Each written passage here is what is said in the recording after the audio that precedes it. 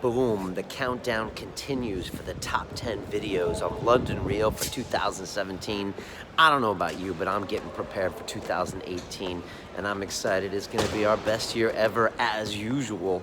And number 9 for the most views on London Real comes in with Mr. Nigel Benn, AKA the Dark Destroyer, the one that had the rivalry with Chris Eubank.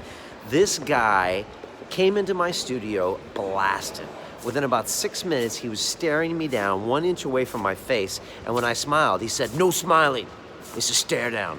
And he was in my face from the beginning. I think he was trying to test me to see if I was alpha enough to hang out with him.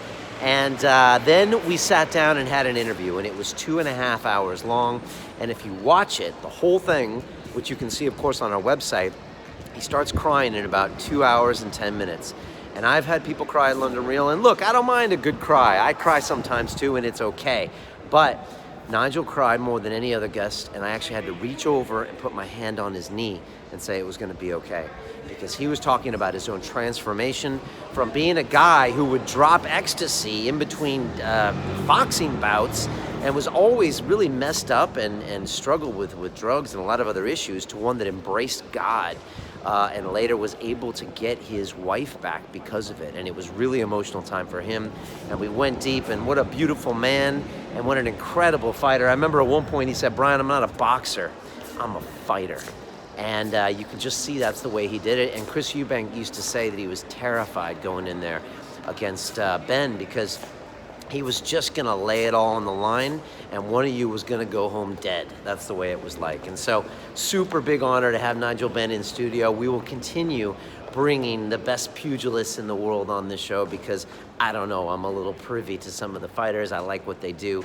I like their mentality. And I'm curious for you, what was your favorite episode of 2017? Leave me some comments below. Tell me what you want to see more of in 2018, because we're going even bigger next year, and it's going to be even more fun. But that's it, number 9, Mr. Nigel Benn, the Dark Destroyer. He taught me that you can transform yourself whenever you want to, and whenever you decide to make a decision in your life.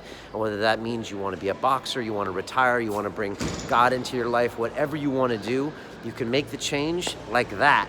And all you need is discipline to make it happen, and your life will change accordingly. And I've seen so many people's lives change on my show. My own life has changed in a huge way if you've been watching me, and I want it to continue to change. I'm always looking at ways I can up my game and take things to the next level, and that's really what London Real is all about.